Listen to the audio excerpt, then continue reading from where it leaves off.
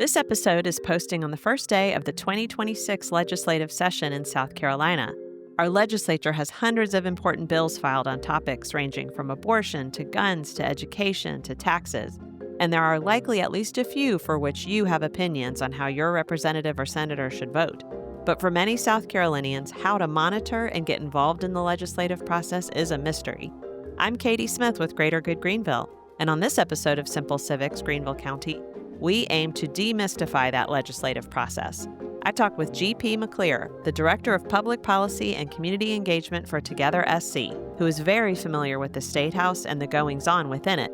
He'll walk us through how a bill becomes a law, how to track legislation in which you're interested, and how to connect with your elected officials in Columbia and here at home.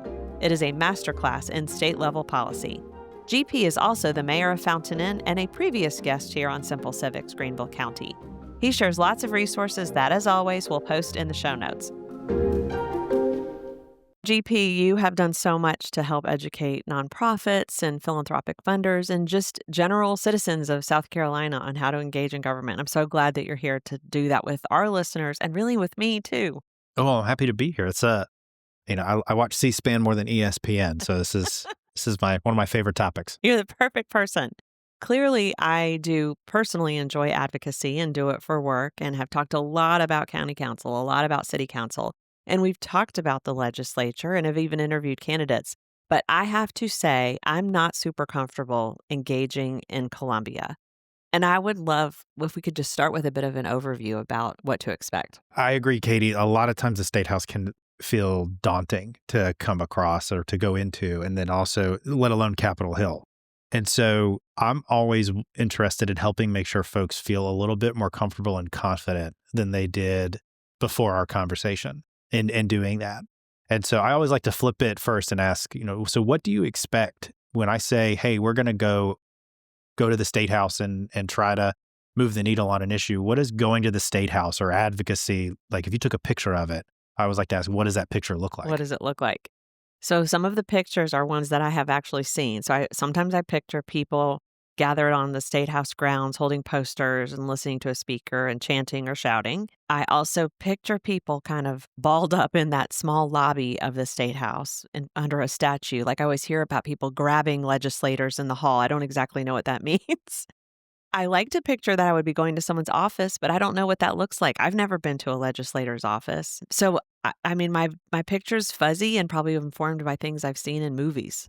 You're not wrong. Those are all correct. The picture of advocacy includes all of that. But I always like to highlight that there's a lot to get to that picture. And so, for instance, you've already said I don't even know where the offices are or any of that. And so I think that there are a couple things that folks need to keep in mind before they go visit, because you want to go, it's a beautiful building. The Statehouse is beautiful. The grounds are beautiful. And a lot of important decisions are made there.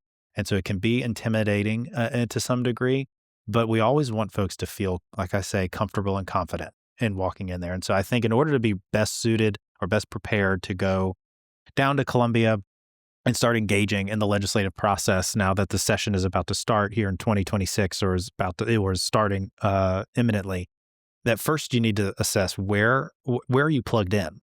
Because, there's advocacy is not just about, raising your voice. It's also about raising your voice at the right time sometimes, because timing matters. You don't want to, after someone's already voted the last time, go, well, wait a minute, I had a concern about that. You want to do it at the right time. And so plugging in to understand, okay, what's the landscape like? So kind of think through either yourself individually, or if you're listening and you're a part of a team that your organization or your business is thinking about, paying more attention in Columbia. First, let's assess where are we getting everything from. So that's your associations, your local media, your elected officials and their newsletters. Get an idea of what's going on first, so that you can understand the ground that you're about to walk into, metaphorically speaking. I also always tell people to pick something and follow it. If this is brand new to you, pick something and follow it. Because Katie, have you ever been to a NASCAR race? No, I've seen them on. No, actually, I've been to a Greenville Pickens Motor Speedway race. That counts. So I've only been to one NASCAR race. I'm not a big NASCAR fan, but I went with my dad.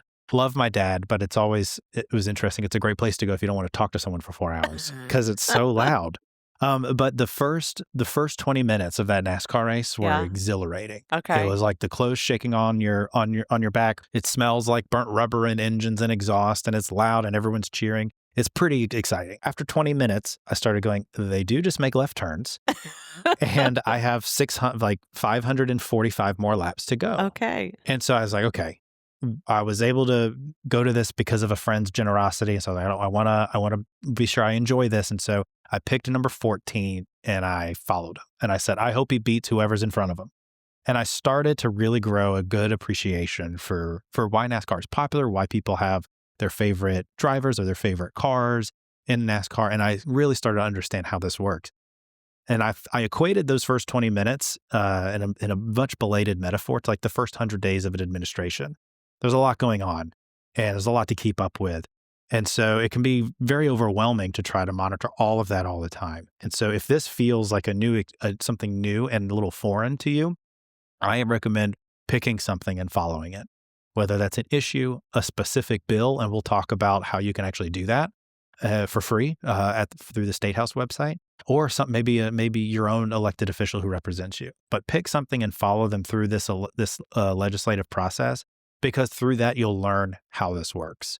Because really, in order to move the needle on the issues that matter most to you, you want to be effective, and you want to, sometimes that does mean having a bunch of people at the Statehouse steps, and sometimes that strategy is having the right meeting at the right time.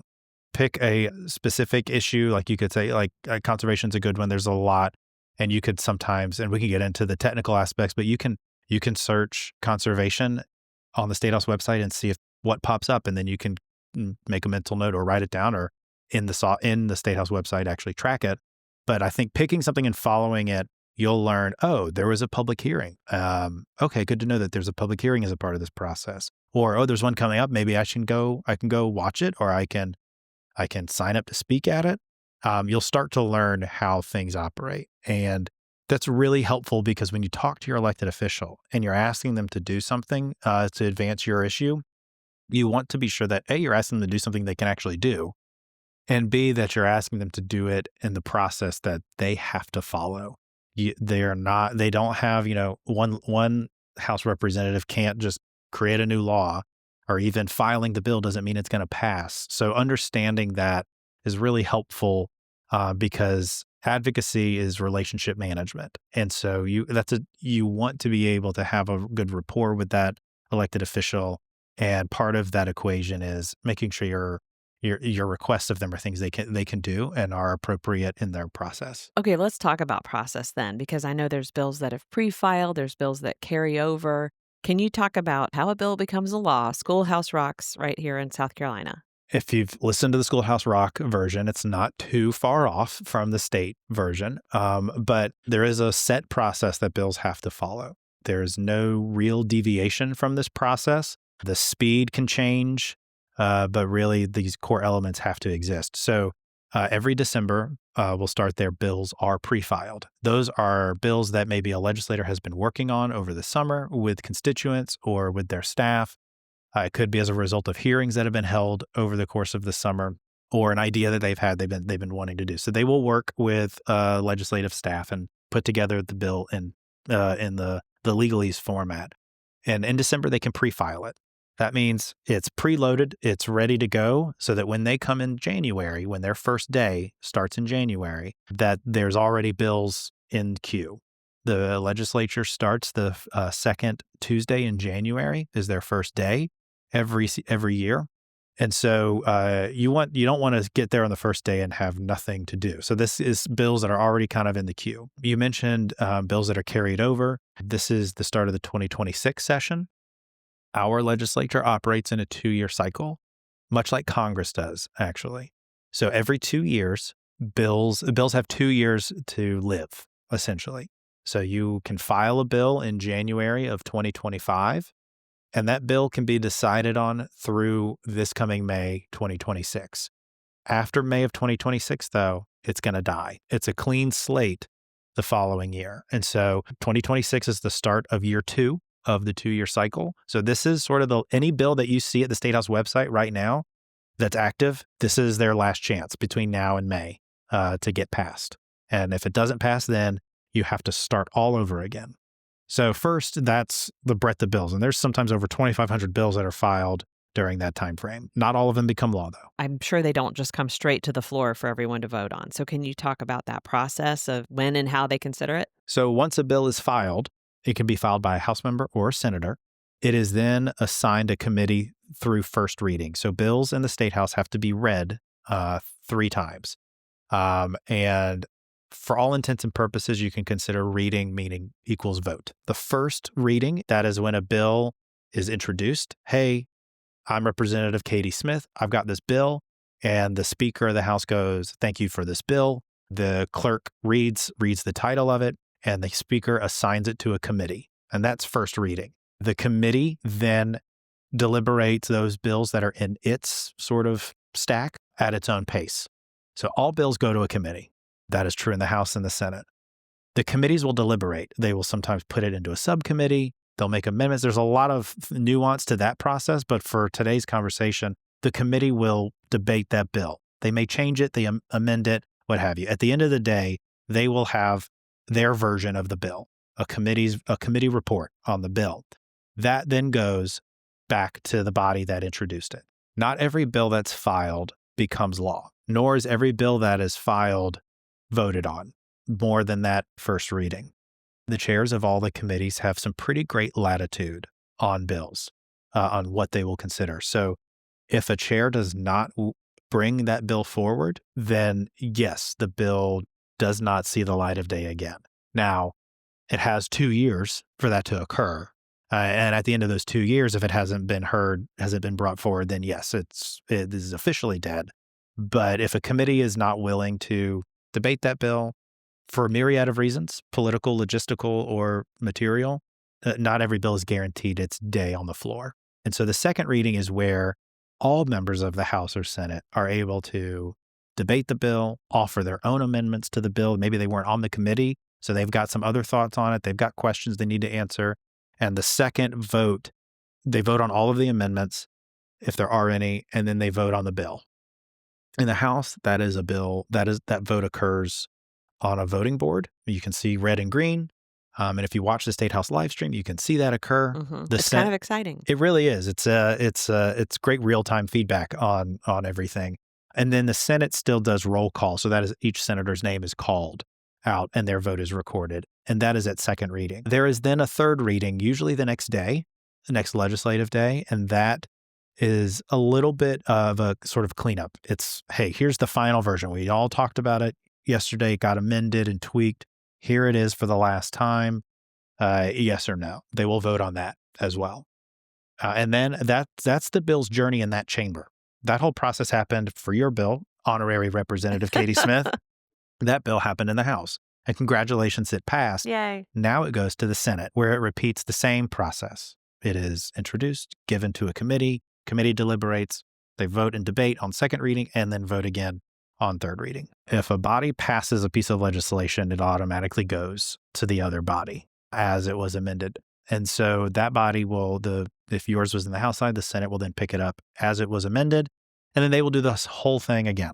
They don't just give it an up or down as is. They have the same latitude as you did on your side to change things. And you can't have a bill passed that looks different from both bodies. So those differences have to be worked out. If that is the case, if one version of the bill is different in one body than the other body, they will appoint what's called a conference committee. And that's 3 senators and 3 House members. And their job is to go into a room and work on, let's compromise here. The conference committee will then say, hey, everybody, we have agreed upon this version. It will then go back to the House and the Senate, and they will vote up or down on that. They can't amend it. They can't change it. It is up or down on that conference committee's report. At that point, your bill has now been passed by the House and the Senate. It is the same, and it goes to the governor's desk. And the governor can sign it into law, then it becomes law. If the governor chooses to not agree with your law, they can veto it. And that means it doesn't become law right away. It has to go back to the House first, and the House has to vote on overriding the governor or not. If the House votes to override the governor, which requires a 2/3 majority. It's a higher bar to override the governor. If they do so, then it moves to the Senate, who has to do the same thing. Only if both bodies vote to override, that essentially forces the bill to become law. Okay, this is great. So we began by talking about how folks can follow issues they're interested in or a particular bill. Let's get specific now on the how do you engage, things like how do you call, how do you write, when you go, what to expect. Yeah, finding out who your legislator is. I will say almost everything we're going to talk about is on the Statehouse website. The Statehouse website is pretty cumbersome. It's not as user intuitive as like Apple's website maybe, or another website, or Greater Good Greenville's website, but it's extremely robust. It's more robust than I think folks may originally think about. So, but you can find your legislator there. They will tell you based on your address, who your state house rep is, your state senator. They'll also tell your congressional rep as well, in case you're curious about that. You'll have a link to their profile at the State House. Now, their State House profile has a way you can click to email them. You can call, has the numbers that they want listed, which could be their Columbia office. A lot of them put their personal numbers on there too, as well as their office address in Columbia. And if they have an office that's open to the public at home, sometimes those are listed, or there's also public records, out there. So so their addresses and contact information are all on the State House website. But if you can find their phone number or you can have a conversation with them, that's really a really strong way to start engaging. Make an attempt to make a connection with your legislator and get to know them as people. There are 170 legislators in South Carolina, between the House and the Senate. They're people. They all live here. They live in your neighborhood. They're shopping on the weekends. They're also stuck in traffic. They're going to your parks. They're doing everything you're doing. And so I think getting to know your neighbor is what makes South Carolina great. It's like the smallest state in the nation, it feels like sometimes. And it's because we want to get to know the people around us. And I think getting to know your legislator is important that way too. So I encourage folks to make a connection. It can be start with an email, but make sure that you're making an effort. And so I think that's really important for folks to do. And you can start that journey at the State House website. You can start it on their newsletter, on their social media, at a town hall, or something like that. That's great. So they've familiarized themselves with who their elected official is. Maybe they've even sent this, "Hey, how are you?" email. They are following the issues now, and they know that there's a bill that's been introduced that they're interested in. Can you kind of quickly walk us through how do they follow it and when and how do they intercede, either in person or virtually? The State House website is the best source for this. There is a free tracking element to it. So you can create a free account on the State House website. You can find the bill number or the committee. If you just have hey, I'm interested in everything this committee is going to talk about, you can also do that. You can click things to track or input a bill number to track, and it will send you an email every time that committee meeting is scheduled. It'll send you an email every time there's a change to the bill that you're following, and you can click over and read that change. And the same thing is true for the State House. Has a great app as well that's very easy to use, and you can click for notifications on bills, on committees, or when the State House or Senate are going into session. And on all of those platforms, you can also watch the live stream. You can also go to Columbia. All of these meetings are open to the public. You can go to the State House. The State House itself is gorgeous. In the State House itself, you can go to the gallery, the public gallery, and you can watch the floor debates happen. That's when all 124 House members are in their chamber, or all 46 senators are in their chamber, and you can sit and watch. And you can sit there for pretty much as long as you want, and you can watch the debates happen in real time. You can bring your computer, and they've got Wi-Fi, and so you can also track the actual text as it's going on. You can feel like you're a C-SPAN reporter in real time. The same thing is true for subcommittee meetings and committee meetings. You can walk over to the two buildings behind the State House, where the House has offices, the Blatt Building, and the Senate has offices, the Gressett Building. And that's where the legislators' offices are, and that's also where all the committees meet. And so you can go into those buildings, and you can walk in, go through security, and then you can go see your legislator's office. And then the committee rooms are also on there's a committee room at least, and a bunch of smaller rooms on every floor. And you can sit and watch the committee meeting and and go to another committee meeting or what have you. So it's a very approachable. And you don't have to speak. You don't have to sign up to go into the room. You can just sit there, and listen to it. You can just show up any day you'd like and do that. That's great. Well, GP, thanks so much for joining us and for all that you do to help folks all over the state engage with our elected officials. Thank you, Katie. Hi, Simple Civics Greenville County listeners, Nathaniel here. If you've made it this far, then we think you'll really love our newsletter. Sign up for bonus content, updates, and more right in your inbox. Look for the link in the description that says newsletter to sign up, or visit us at simpleCivicsGreenvilleCounty.org. Find the link in the menu that says newsletter and sign up there. We'll see you again next week.